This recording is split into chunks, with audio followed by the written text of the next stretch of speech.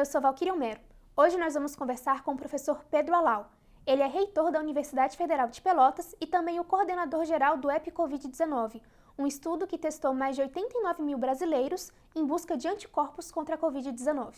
Professor Pedro, eu queria que a gente começasse com o senhor explicando um pouco para os nossos espectadores o que foi o EpiCovid-19, qual era o objetivo do estudo, como ele foi aplicado. Olha, na verdade, o objetivo do EpiCovid era conhecer a dimensão real do coronavírus no Brasil.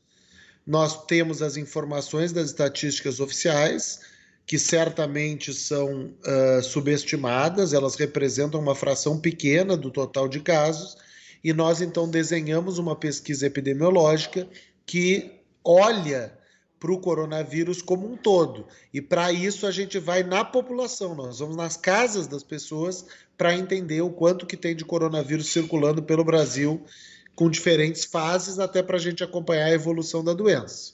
E o senhor pode explicar para os nossos espectadores quais foram os tipos de testes utilizados no estudo? Então, assim, no EpiCovid nós usamos um teste rápido, desses testes que detectam anticorpos. É um teste que a gente tira uma gotinha de sangue da ponta do dedo, coloca numa fita cassete, como se fosse, e o resultado sai em 15 minutos. Esse teste especificamente que nós usamos no EpiCovid, ele foi submetido a um estudo de validação, na verdade a vários estudos de validação, e ele tem resultados de validade muito bons. Ele dá falso negativo até com uma certa frequência, ou seja, 15% das pessoas que têm a doença, ele não consegue identificar, mas ele dá o falso positivo quase que nunca. De cada 2.000 pessoas que são negativas, só uma ele classifica equivocadamente como positivo. Essas propriedades de validade do teste, a gente ajusta na análise estatística do estudo. Então, quando a gente apresenta os números do EpiCovid, a gente já apresenta os números com correção para essa imprecisão do teste, que é muito raro o falso positivo, mas que existe com alguma frequência os falsos negativos. Esses procedimentos são bem tradicionais na epidemiologia. Tá certo, professor. O EpiCovid detectou que 9% das pessoas que tinham anticorpos não tinham nenhum tipo de sintoma. Essas pessoas assintomáticas apresentaram menos anticorpos que as pessoas sintomáticas? Na verdade, a gente não tem como responder essa pergunta, porque o nosso teste, ele não dá um resultado quantitativo, ele dá um resultado sim ou não. Mas a hipótese que tu está levantando com base na pergunta é uma hipótese bem possível. A gente tem analisado isso e tem tentado aprofundar em outras análises. É possível que essas pessoas assintomáticas tenham uma carga viral ou uma quantidade de anticorpos mais para frente que seja menor do que aquelas pessoas que tiveram sintomas, especialmente sintomas mais graves. E dentre as pessoas que foram constatadas com sintomas para coronavírus, o estudo conseguiu mensurar qual a proporção que tem sintomas graves da doença, qual a proporção que precisa de cuidados médicos? Olha, na verdade, assim, talvez esse tenha sido um dos achados mais importantes do EpiCovid, assim. Primeiro, esse resultado que tu já citou, né? Só 9% do total de casos foram assintomáticos. Ou seja, essa história de que a grande maioria dos casos é assintomático não parece ser verdade com base nos resultados do EpiCovid. E a gente tem sintoma por sintoma, nós questionamos 11 sintomas. Então eu vou te citar alguns. Por exemplo, perda de olfato e paladar, que é um sintoma super específico do coronavírus, não é uma coisa que acontece em várias doenças. Isso foi relatado por quase 60% das pessoas que tiveram resultado positivo. Depois, um sintoma bem mais grave, dificuldade para respirar, foi relatado por cerca de 30% dos positivos. Febre foi relatado por um percentual grande também, mais de 50%. Então, uma das conclusões que o EpiCovid tira é que se com esse conjunto, pelo menos desses 3 sintomas, a gente fizesse rastreamento populacional, a gente poderia identificar um conjunto grande de pessoas que não têm diagnóstico de coronavírus e que podiam ser encaminhadas para fazer o teste. E aí a gente teria um monitoramento muito melhor das pessoas positivas e poderia, inclusive, ir atrás da rede de contatos dessas pessoas para conseguir frear a transmissão da doença. Mas em relação aos cuidados médicos, a pesquisa conseguiu identificar quem tem sintomas graves e precisa de uma atenção profissional? Ou isso ainda não foi possível ser identificado? Depende de como nós decidirmos o que é necessitar de uma atenção profissional. Na minha percepção, e aí é uma percepção de um epidemiologista, as pessoas que têm um conjunto de pelo menos dificuldade para respirar têm que buscar atendimento médico. Certamente que eu diria que a pessoa que tem perda de olfato e paladar, ela talvez não precise de atendimento médico, mas ela precisaria ser indicada para fazer o teste. Então, os órgãos de vigilância, eles podem usar os resultados da EpiCovid para criar suas próprias regras. Digamos assim, a Secretaria de Vigilância poderia dizer assim, olha, se a pessoa tem a combinação de perda de olfato e paladar com febre, ela deve procurar um profissional de saúde. Essa decisão, quem toma é a vigilância, mas os dados do EpiCovid ajudam a vigilância a tomar essa decisão. Claro que aí a decisão tem que ser tomada por quem é gestor da área da saúde e não por nós como pesquisadores. Nesse sentido, como é que o senhor avalia a nova diretriz publicada nesta quinta-feira do Ministério da Saúde para que pessoas sempre que manifestem qualquer tipo de sintoma procurem um atendimento médico? Olha, na verdade é uma iniciativa correta, é uma coisa que a gente vinha dizendo há mais tempo até. De tantos erros que o governo federal tem cometido em relação ao enfrentamento do coronavírus, e agora parece que finalmente acertaram uma. Então, assim, é óbvio que as pessoas que têm sintomas devem buscar atendimento ou pelo menos fazer o teste, nem que seja só para que essas pessoas sejam isoladas e a gente contenha a transmissão da doença. Se a gente identifica que a maioria dos pacientes são sintomáticos, então, com base nos sintomas, nós temos que prestar atendimento. Claro que aí eu não estou sugerindo o próximo passo, que aí é um próximo passo que talvez o governo esteja sugerindo, que é pegar essas pessoas com sintomas leves e sair fazendo tratamento. Eu não estou entrando neste assunto, até porque não é um assunto que eu investigo. Mas a ideia de que as pessoas com sintomas procurem o atendimento no Sistema Único de Saúde, ela é bem-vinda. E voltando agora à questão dos anticorpos, é possível que uma pessoa que tenha sido infectada pelo novo coronavírus esteja curada não apresente anticorpos? O que já se sabe a esse respeito? Assim, ó, na literatura, o normal seria dizer que não para a tua pergunta, mas a literatura tem sugerido que sim, especialmente depois de um tempo, e é claro que o coronavírus ele está nos ensinando as coisas dia após dia, porque não dava para fazer um estudo 4 meses atrás, quanto tempo dura a imunidade, porque as pessoas tinham recém-pego pela primeira vez. O que a literatura está sugerindo agora é que 3 meses depois de uma infecção leve, é possível que não seja mais detectável anticorpos nas pessoas que tiveram esses quadros leves. Não está 100% confirmado isso, mas tem algumas sugestões na literatura que as pessoas perdem os anticorpos. O que não se sabe ainda é se essas pessoas perdem a imunidade ou não, porque a imunidade é uma coisa e o anticorpo é outra. Parece que essas pessoas perdem anticorpos, ou seja, a quantidade de anticorpos que segue não é suficiente para ser detectada pelos testes, mas essas pessoas, felizmente, não parece que percam a imunidade contra a doença. Então, a princípio, uma pessoa que já foi contagiada pelo novo coronavírus não pode pegar a doença uma segunda vez. Pelo menos num espaço curto de tempo parece que não. Claro que 1 ano depois a gente não sabe, porque não existe pessoa que pegou o coronavírus 1 ano atrás. Mas pelo menos no curto prazo, a melhor evidência que tem na literatura hoje é de que a pessoa não pega por uma segunda vez. Talvez no futuro próximo isso mude e a pessoa tenha uma imunidade que vai durar 6 meses, ou 7 meses, ou 10 meses. Mas por enquanto ainda não existe caso relatado concretamente de uma reinfecção. Um outro dado que a gente obteve através do EpiCovid foi que o contágio entre as camadas mais pobres da população é consideravelmente mais alto do que nas camadas mais ricas. O que pode explicar essa diferença? Olha, basicamente as condições de moradia, as pessoas mais pobres moram, tem várias evidências do próprio IBGE de que as famílias mais pobres têm mais pessoas e de que as famílias mais pobres moram em residências menores. Então, essa combinação de mais gente morando num espaço menor favorece, obviamente, a disseminação do vírus. Um outro dado do EpiCovid-19 é que o percentual de pessoas com até 4 anos que tiveram detecção de anticorpos passou de 2,2% na segunda fase para 5,7% na terceira fase. O que explica essa diferença tão grande? Olha, na verdade, eu vou te dar uma resposta bem sincera, assim. Eu acho que essa diferença entre a segunda e a terceira fase é mais flutuação amostral, ou seja, margem de erro da pesquisa, do que um aumento real. O que eu interpreto de importante no resultado do EpiCovid pela idade é que criança também pega, e criança pega na mesma frequência que adultos.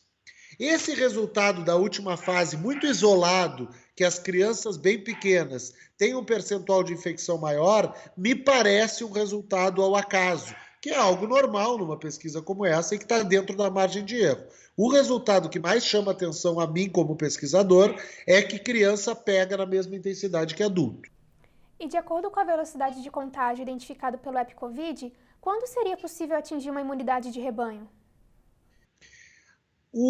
Essa ideia da imunidade de rebanho, inclusive, é uma ideia antiética.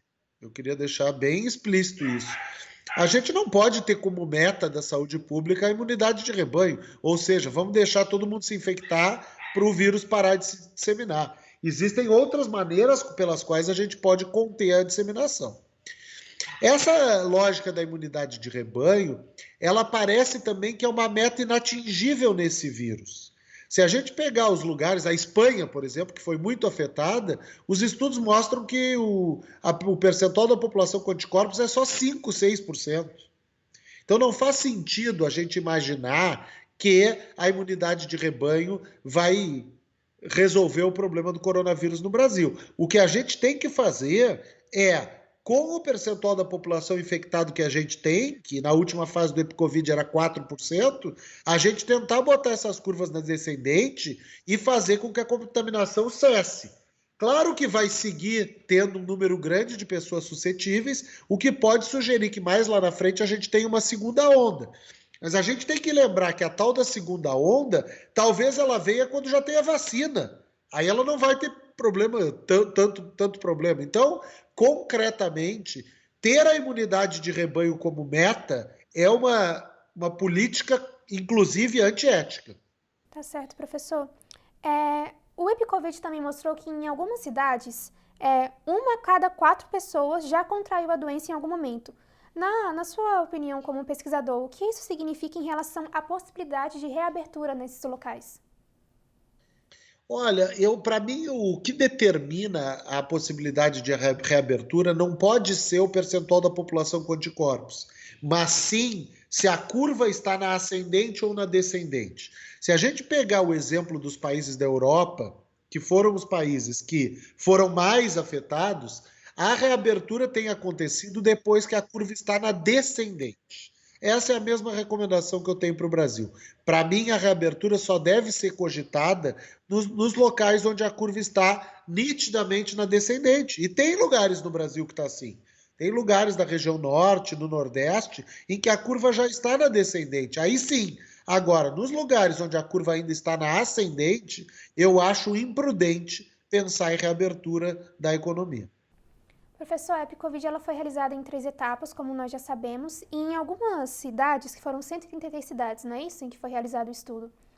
Em algumas cidades, houve uma queda no percentual da população infectada entre uma fase e outra. Em Breves, no Pará, por exemplo, tinham mais de 20% de pessoas com anticorpos na primeira fase, e na terceira fase esse percentual caiu para 8%. O que explica essa diferença? Olha, são 133 cidades. Teve poucas em que houve queda, e em todas elas, exceto Breves, a queda está dentro da margem de erro da pesquisa. Então, na prática, não dá nem para dizer que caiu, porque ficou estável, interpretando pela margem de erro. O resultado de Breves é um resultado absolutamente difícil de compreender.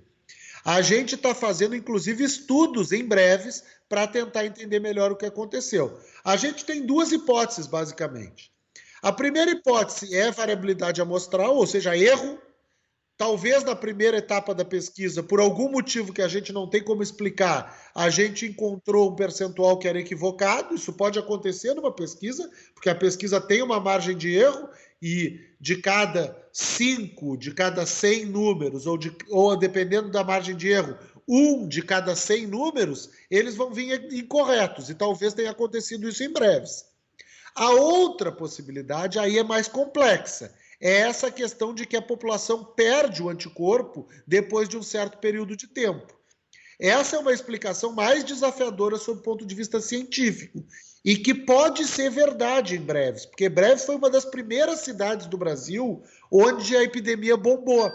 Então pode ser que esteja acontecendo de que neste lugar a epidemia chegou tão mais cedo que quando se foi fazer o teste de anticorpos na segunda e na terceira fase, as pessoas que pegaram a doença lá atrás já não tinham mais uma quantidade de anticorpos identificável pelo teste.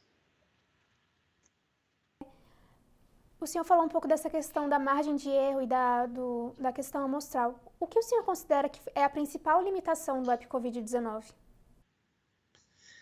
Eu acho que não é a margem de erro, porque a margem de erro é baixa em geral. Eu acho que a principal limitação do EpiCovid como um todo é a questão do teste. A gente tem um teste rápido que, embora tenha boas propriedades de validade, a gente sabe as propriedades de validade para essas infecções recentes. A gente não sabe a longo prazo o que significa o resultado desse teste de anticorpos. E agora que a epidemia já está conosco há quase 4, 5 meses, talvez realmente o resultado desse teste signifique algo diferente do que a gente imagina. Então, eu diria que essa é a principal limitação. Mas, claro, existem outras possíveis limitações, como qualquer pesquisa. Mas se eu tivesse que cravar uma, eu acho que a principal é o teste, que não é um teste perfeito. Como nunca a gente consegue, em estudo populacional dessa magnitude, a gente não consegue ter um teste que seja perfeito. Eu acho que é essa a principal limitação. E existe atualmente algum outro tipo de teste que o senhor consideraria que seria mais adequado a esse tipo de pesquisa? Essa que é a dificuldade da pergunta. PCR não. Certamente que PCR não é melhor, porque o resultado negativo do PCR pode significar que a pessoa nunca teve contato com o vírus ou que a pessoa teve contato e já está curada. O que seria o ideal seria algum teste, provavelmente com sangue venoso, e que tivesse uma sensibilidade de longo prazo maior do que o nosso teste. A gente não tem à disposição na literatura muitos testes com essa característica. Tem alguns testes pelo método de ELISA, outros métodos, que podem se mostrar mais sensíveis do que o nosso no longo prazo. Apenas a nível de comparação, para que o nosso espectador entenda, o senhor pode explicar o que é o teste PCR? O teste de PCR é o teste que identifica a infecção aguda, ou seja, se a pessoa está com a infecção no momento do teste. E o teste que a gente está usando é um teste de anticorpos, ou seja, a pessoa já teve a infecção e deu tempo de produzir anticorpos para que o organismo se defenda dessa infecção. Então, o teste de PCR é o teste adequado para serviço de saúde, que a pessoa chega lá e eu quero saber se ela está com a infecção ou não.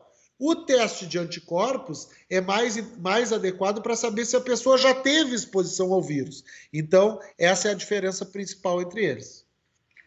E além dos resultados já apresentados, houve algum outro desdobramento do EpiCovid-19? Olha, tem algumas análises que a gente está pensando em fazer, mas sinceramente, Valquírio, o nosso grande desdobramento agora é garantir a continuidade da pesquisa. A gente não tem aí nenhuma garantia por parte do Ministério de que a pesquisa vai continuar. A gente entende que a epidemia não está acabando, então é necessário que dados como o do EpiCovid se tornem disponíveis. Então a gente está atrás aí de financiamento para conseguir fazer mais fases da pesquisa. Essa era justamente uma das perguntas que eu gostaria de fazer para o senhor, porque o secretário executivo, Elcio Franco, tinha comentado a possibilidade de novas fases do EpiCovid-19. Então, começou alguma negociação a esse respeito? Não, pelo menos comigo, como coordenador geral da pesquisa, não houve nenhuma negociação até agora.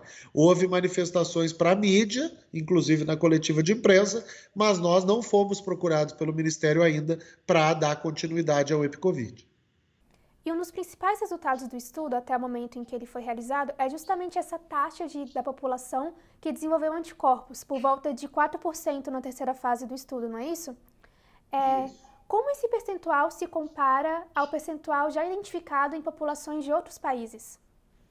Olha, essa é uma pergunta muito boa, Valquíria. O nosso estudo co-irmão, o estudo mais parecido com o nosso é na Espanha. E o estudo deles encontrou 5%. Depois na primeira fase, depois na segunda, 5,2%. Então, assim, o percentual é relativamente parecido. Agora, se nós pegarmos estudos que foram conduzidos antes, em amostras mais limitadas, sob o ponto de vista metodológico e de tamanho, aí tem resultados variáveis. Por exemplo, na Áustria deu 0,3%. Na Suécia tem um inquérito que eu não me lembro quanto deu. Então, assim, o estudo que realmente é comparável com o nosso é esse estudo espanhol e o resultado é relativamente parecido.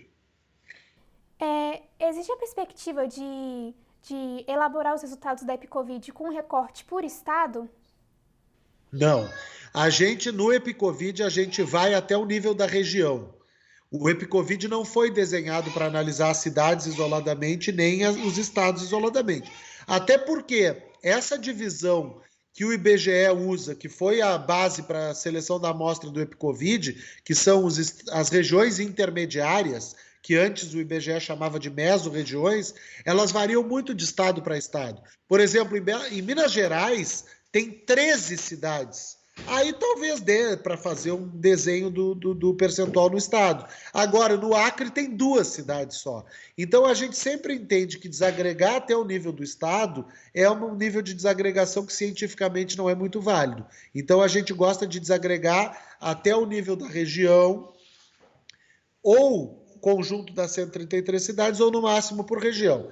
Entrar na análise por estado ou por cidade, aí a gente acha que já está passando um pouco do que a metodologia do projeto prevê.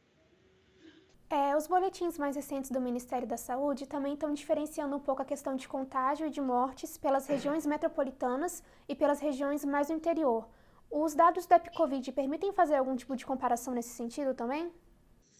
Não, na verdade, assim, até pode fazer, a gente não fez essa análise ainda. O que realmente parece é que a epidemia no Brasil ela está indo em direção ao interior dos estados e está indo em direção às partes mais pobres das cidades. Mas a gente ainda não teve tempo de fazer esse tipo de análise, porque realmente o EpiCovid é uma pesquisa que tem um conjunto de resultados muito básicos que a gente tem que disseminar com muita velocidade e depois os resultados mais aprofundados a gente precisa de um pouco de tempo para analisar. Não conseguimos analisar ainda. Uma última pergunta, doutor Alau. O senhor, como epidemiologista, qual o senhor acha que tem que ser a medida mais urgente para começar a tratar melhor a epidemia no Brasil? Ampliação da testagem e busca ativa dos contactantes. O Brasil errou nisso desde o princípio e continua errando. O Brasil até hoje não tem uma política de testagem que esteja definida. Te pergunto, Valquíria, como é que tu decide se tu vai fazer um teste para o coronavírus? As pessoas não sabem, eu também não sei. Eu sei que se eu tiver um quadro mais grave, eu devo procurar o serviço de saúde, mas eu não sei em que momento que eu devo procurar o teste. Então, uma política de testagem mais ampla, com busca ativa dos contactantes, me parece ser a grande prioridade do momento. Professor, muitíssimo obrigada pelo seu tempo, pela sua disposição. Fica aqui também um espaço aberto, caso o senhor queira fazer algum comentário para os nossos espectadores em relação ao estudo. Não, eu queria só agradecer pela oportunidade, por toda a cobertura que vocês têm dado ao EpiCovid desde o começo, no planejamento. Me lembro de ler um artigo do Fernando lá no começo, meio que criticando algumas coisas do EpiCovid. Eu ia até responder e fazer algumas considerações, achei por bem que a gente tivesse esse espaço de discussão mais para frente. Acho que o Ibope deu conta do recado, a empresa conseguiu coletar os dados num desafio extremamente complexo, que era o EpiCovid. Então, acho que a pesquisa foi um sucesso até agora, esperamos que tenha continuação. Tá certo, muitíssimo obrigada, professor. Até a próxima. Até a próxima. Eu sou Valquíria Homero e nós conversamos com o professor Pedro Alau, da Universidade Federal de Pelotas, sobre o estudo EpiCovid-19. Na descrição desse vídeo você encontra um link para o resumo dessa entrevista, bem como uma reportagem com os principais resultados da pesquisa. Então inscreva-se no nosso canal, ative as notificações e fique por dentro da próxima edição do Poder 360 Entrevista. Até mais!